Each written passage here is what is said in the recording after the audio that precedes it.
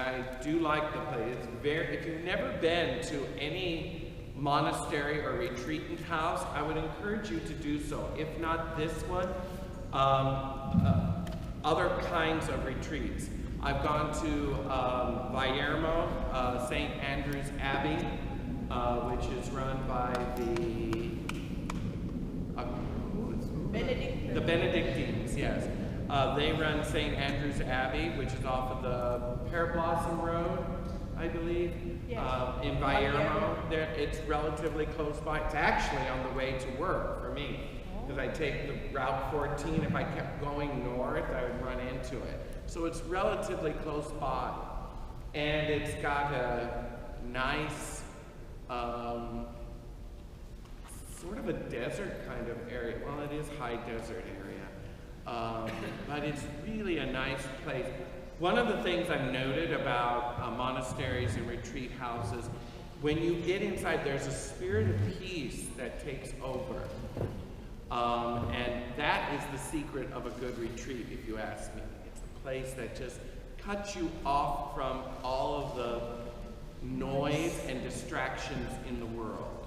And you can see how in early monastic life, people who pulled away from the cities, went out into the desert, it was to just get away from all the distractions that city life can bring upon you, that brings us down spiritually. Why does it do so? Because it makes us more concerned about the world and worldly matters versus the spiritual matters of what is really necessary. One of the last things that Jesus said to his apostles before he left was to seek first the kingdom of God and his righteousness, and all other things would be granted to you. In other words, God would take care of those who put their priorities in order. And that is what the desert fathers and the desert mothers did in the early 2nd and 3rd centuries. They pulled away from the cares of the world, and they sought only God. And they attracted a large number of people. And it continued this movement well into the 5th century, where St. Benedict and St. Basil started forming communities of these seekers, these retreatants, people who were seeking the Lord. What they did was they lived as hermits. They lived austere lives by themselves. What Benedict and St. Basil did, Benedict is the father of Western monasticism. St. Basil is considered the father of Eastern monasticism. But they came up with roughly the same type of communities. What these men did was realize that people going out into the desert by themselves is dangerous. And it's not entirely healthy, in that we were meant to be social creatures. And so what they did was, if we want to withdraw from the world, why don't we help one another in that process? And so he came up with what was known as the Benedict's Rule. And and the rule is just simply an order of how to conduct oneself in these communities. To set a schedule of when to pray, and this set the beginnings of what we call the holy hours, or the liturgy of the hours, where there's morning prayer, mass, breakfast, evening prayer, mid-morning prayer, study, reflection, Angelus, lunch, afternoon prayer, work, and so forth. I mean, every part of a monk's life was structured and ordered around prayer and work. That was the basic rule of St. Benedict. And it took off like wildfire. It became the model of all other monastic rules. In other words, other people that followed other monastic ways would base their lives around this basic rule of work and pray, work and pray. And that is how a monk's life was regimented. This regiment, this schedule, this routine built a habit of faith and made them holy, is what it did. And that became the monastery system of the Middle Ages and well into the Renaissance. The monasteries became known for not just places of prayer and worship, but also places of charity.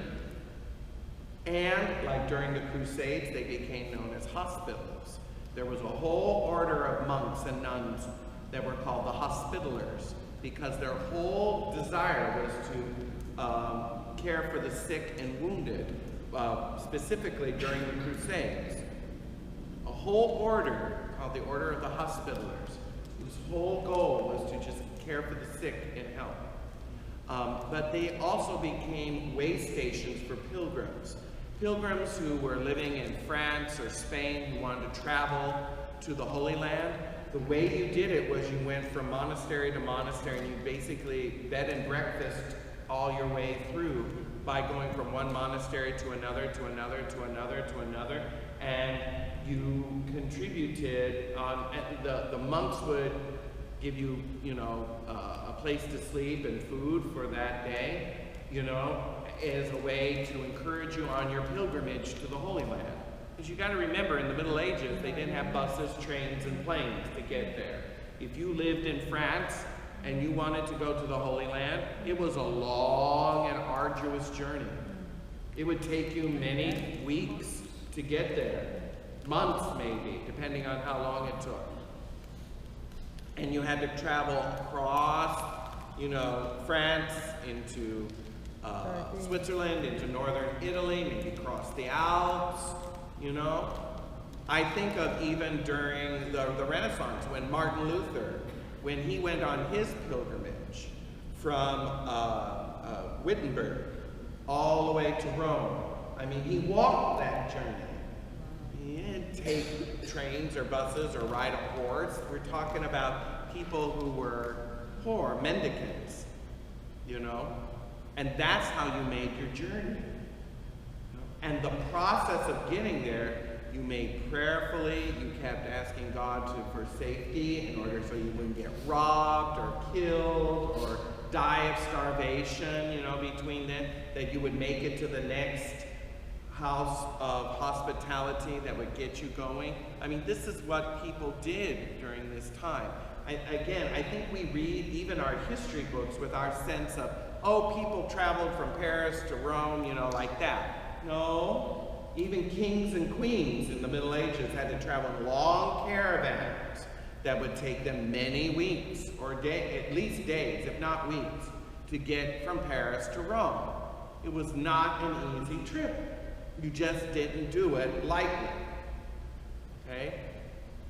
So that was life back then, but the process of it was meant to be transformative. The whole pilgrimage was a process of transformation.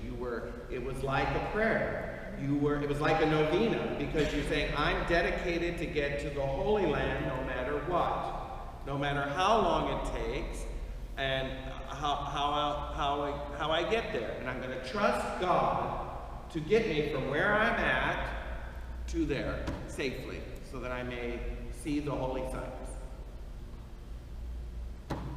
That was dedication. So, I don't know where I got off on that. There we go. Welcome to Bible study, when have we not gone off on a tangent somewhere, Oh well. What is the theme of the Bible? John 13, verse 31. John 20, verse 31, which says, anybody?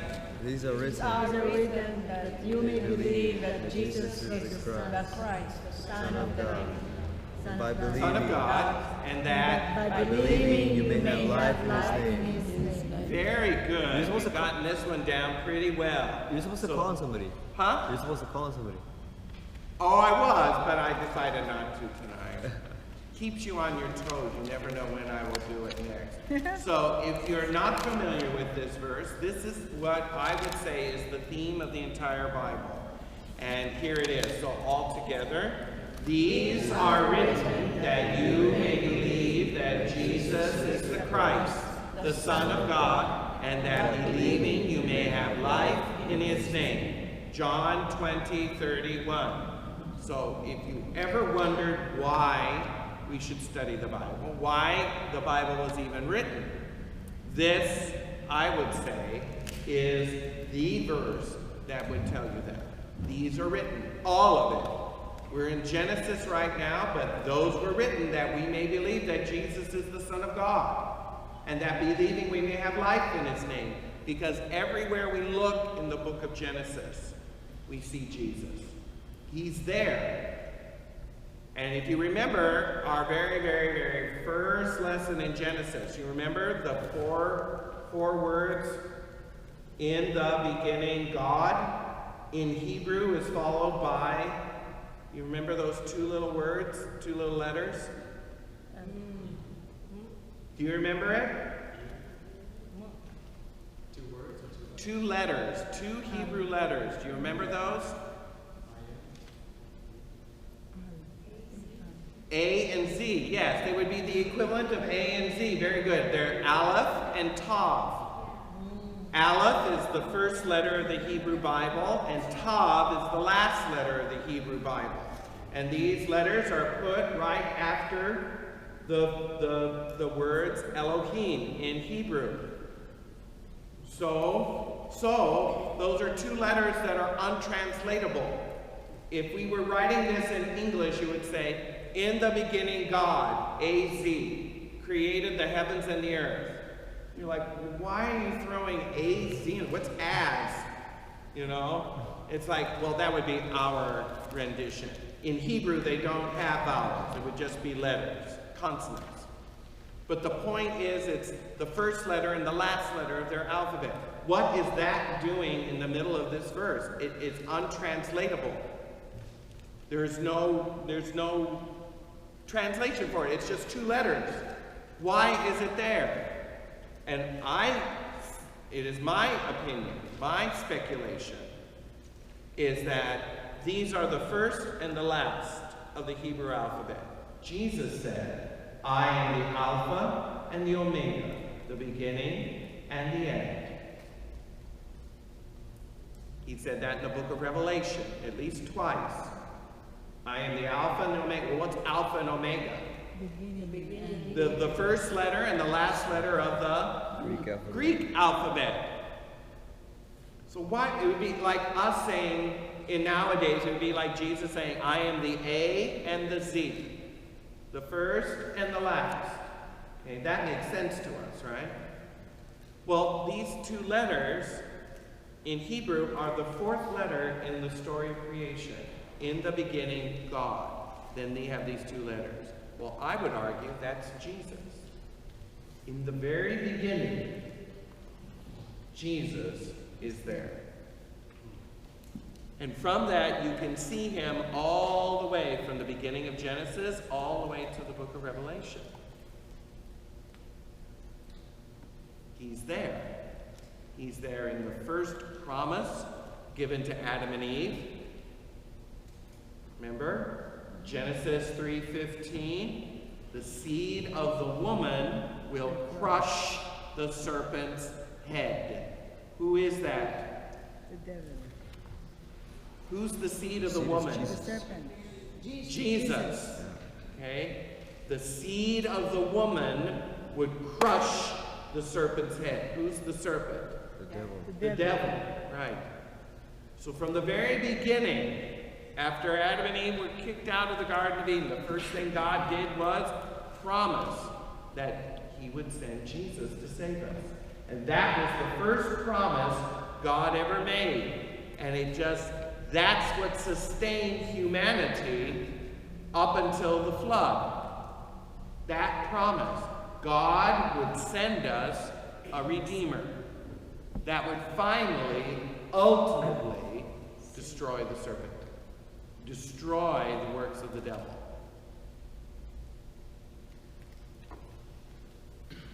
It's very interesting, and that just reminded me of what's in the book of Acts.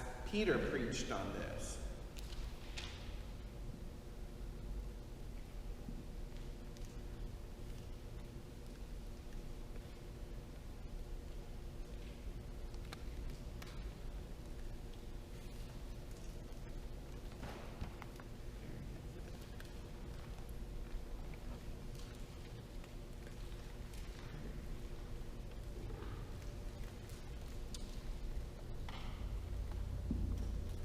Yes.